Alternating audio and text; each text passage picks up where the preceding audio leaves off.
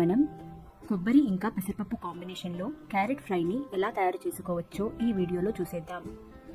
ముందుగా ఒక గిన్నెలో 2 గ్లాసుల నీళ్ళను పోసుకుంటున్నాను.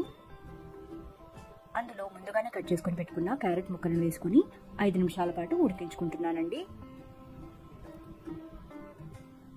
ఇలా ఉడికించుకున్న తర్వాత క్యారెట్ని నీళ్ళ నుంచి వేరు చేసి పక్కన పెట్టేసుకుంటున్నాను.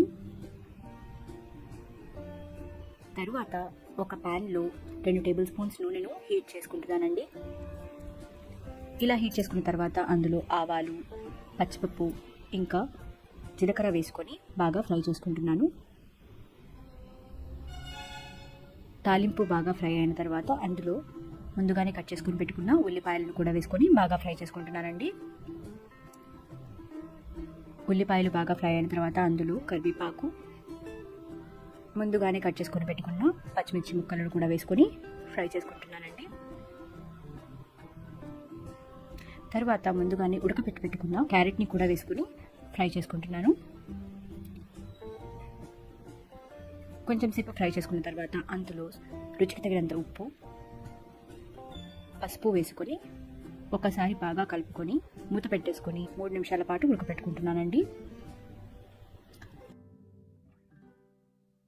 ఈ టైంలో ఒక రోట్లో 3 నుంచి 4 వెల్లుల్లిపాయలు తీసుకొని దంచుకున్న తర్వాత 1 టేబుల్ స్పూన్ కారం కూడా వేసుకొని బాగా దంచుకొని ఆ మిశ్రమాన్ని పక్కన పెట్టేసుకుంటానండి. 3 నిమిషాల తర్వాత మూత తీసి ఒకసారి కలుపుకున్న తర్వాత గంట ముందు నానబెట్టుకున్న పెసరపప్పు కూడా వేసుకొని బాగా కలుపుకోవాలి. ఇలా కలుపుకున్న తర్వాత ఒక అరకప్పు కొబ్బరి తురుము ఇంకా కొత్తిమీర కూడా వేసుకొని బాగా ఫ్రై చేసుకోవాలి. ఇలా ఫ్రై చేసుకున్న తర్వాత వెల్లుల్లి కారం ఇందాక దంచుకున్నాం కదా, ఆ వెల్లుల్లి కారం కూడా వేసేసుకొని బాగా ఫ్రై చేసుకోవాలి. అంతేనండి, ఎంతో టేస్టీగా ఉండే కొబ్బరి ఇంకా పెసరపప్పు కాంబినేషన్తో క్యారెట్ ఫ్రై రెడీ. ఇది సాంబార్తో చాలా పర్ఫెక్ట్ కాంబినేషన్.